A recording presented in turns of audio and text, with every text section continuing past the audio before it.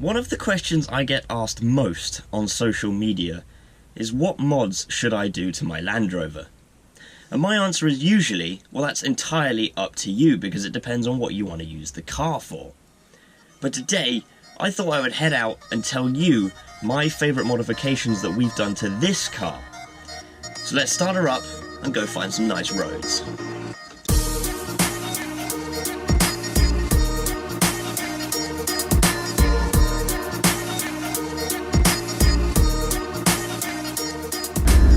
Before I begin my list of top modifications, I just want to make the point that these are not in any particular order. However, I don't think it'll come as any surprise that the first modification I'm going to talk about is, of course, the car speak for itself here. My Storm Tuning Stage 2 remap, which I had done almost a year ago now, unbelievably.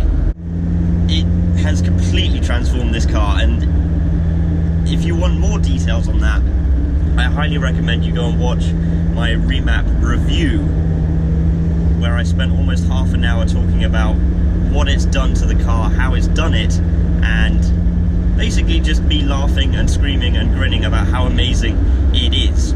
By day, it is still the farmer's rugged, handsome workhorse. By night, it can spin all four wheels and embarrass most boy racers.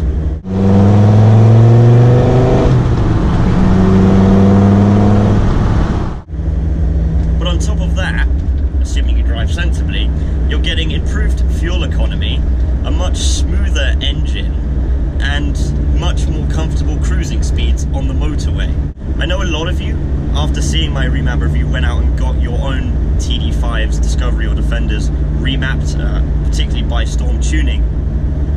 And if you haven't done that already, I highly recommend you to do that. And we of course would recommend Storm Tuning, not because there aren't other companies that can do it, but just because that's the only company we have experience with.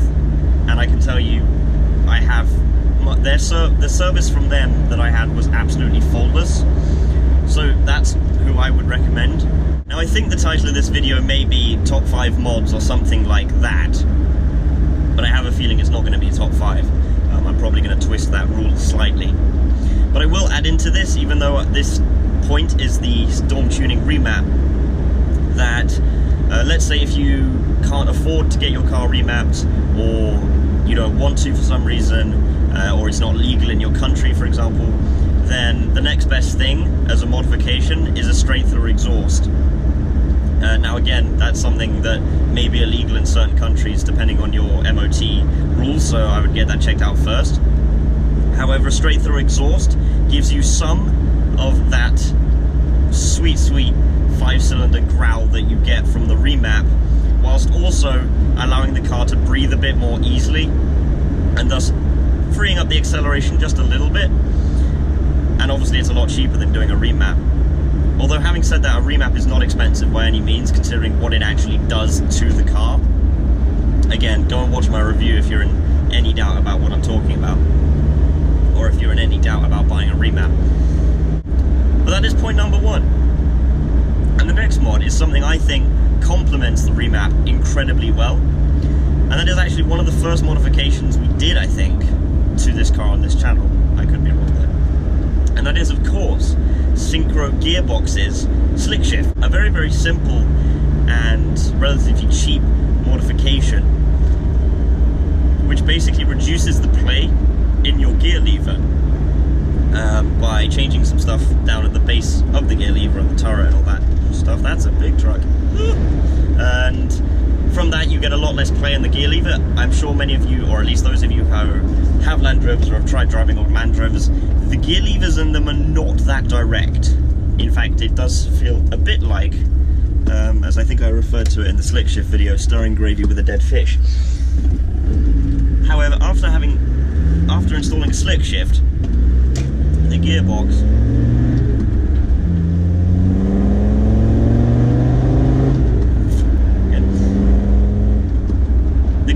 will be much more direct, so you won't get that floppiness in the gear lever. Your gears will just sort of straight up and straight down and straight to the side, as they should be in a normal car. But they also feel much more satisfying. It doesn't lose the feel, but when you're, for example, in stop-start traffic, or you're hooning up and down country roads like I am now, it is nice to be able to find gears. And a Slickshift will allow you to find gears without losing the kind of mechanical feel of it, and it makes driving such a pleasure. I know there's some people who have argued that you know, floppiness in the gearbox is kind of part of the charm of a Land Rover. For me, I couldn't really care less. I love the Slickshift, and yeah, I've kind of forgotten what a Defender actually feels like without it at this point. But that is the next mod, and like I said, it complements this remap so well, because once you have this remap installed, I know a Defender is not designed to be hooned up and down country roads like a lightweight sports car, but I guarantee you will start doing that if you get a remapped Defender or Discovery, because you cannot resist, and having a Slickshift will make it that little bit better, as well as obviously making driving just nicer when you're driving through town and motorways and stop-start traffic and whatever else.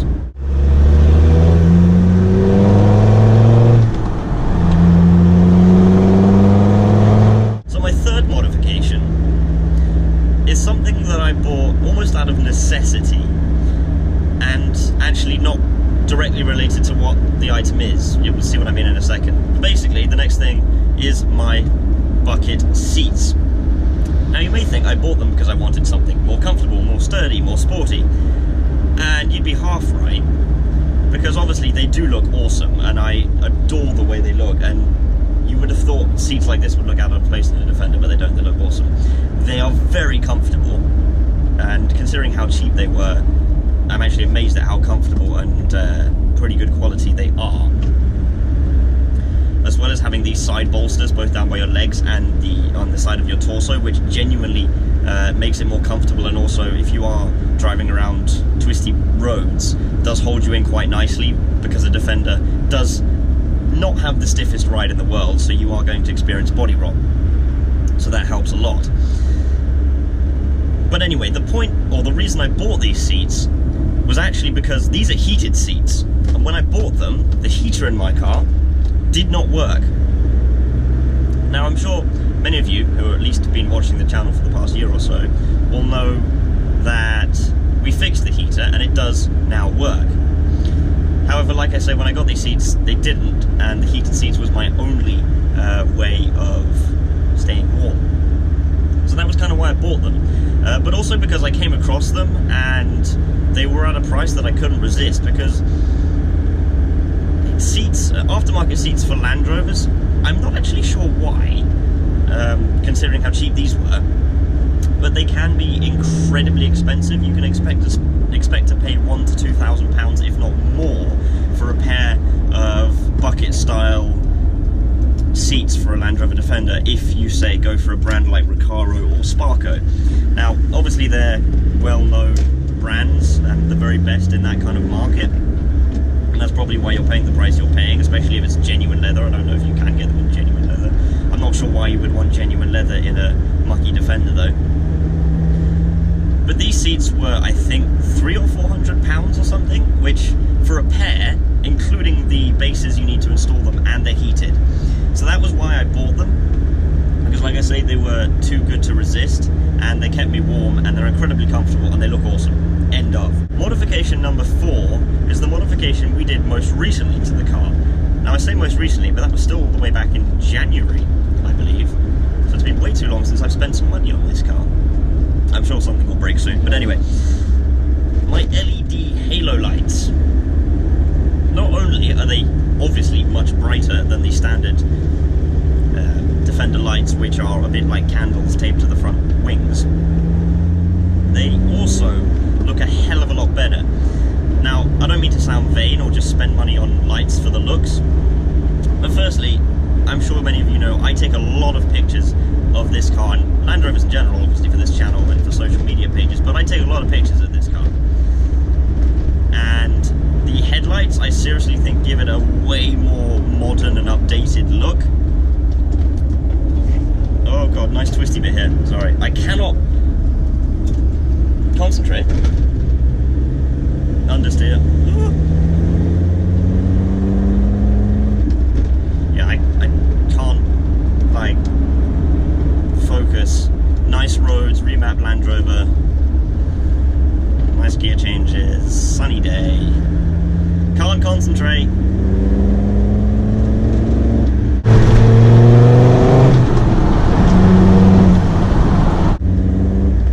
How can this car be 19 years old, have 290,000 miles on the clock, and have a 5-cylinder diesel under the bonnet? Anyway, LED lights, like I say, they look a lot better. They give the car a real facelift look while still keeping the classic look of a Defender, but just make it look a lot cleaner, a lot more modern for some reason. Again, I know some of you are going to say, well, that's not what a Land Rover's about. It should look old-fashioned and dirty and blah, blah, blah. And that's fair enough. But, I don't know, I just like them. I think they look awesome. They're a lot brighter. They weren't that expensive. What more is there to say? And the final, not final mod, because I thought I was going to do 5, but I have a feeling this is going to be slightly longer,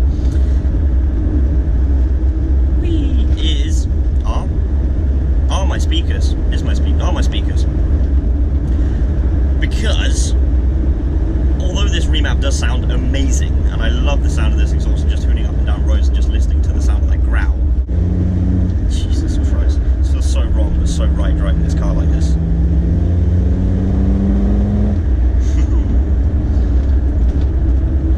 Yeah, if you're anything like me, I'm sure you like listening to music while you're driving. Especially if you're doing long motorway journeys, for example. I need music to keep me entertained, or at least a podcast or something. And standard Land Rover speakers are a bit rubbish. Just a bit. So it is a